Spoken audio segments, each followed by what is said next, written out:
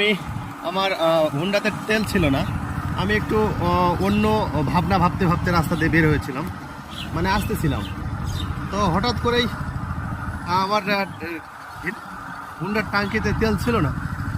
তো অন্য কথা ভাবতে ভাবতে আমি বাইকটা চালাচ্ছিলাম। আসলে যে তেলের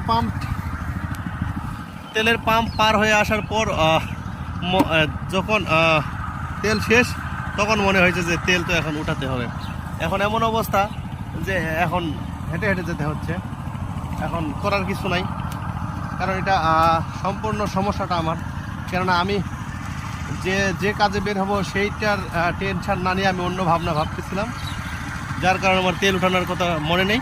এখন এই এত দূর রাস্তা আমাকে হাঁটতে হবে, কারণ এটা গ্রাম অঞ্চলের রাস্তা। দেখেন, কোনো গাড়ি টাড়ি কোনো কিছু নেই।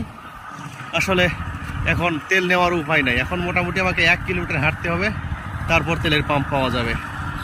কারণ যেরকম কর্ম সেরকম ফল নিজেকেই পেতে হবে।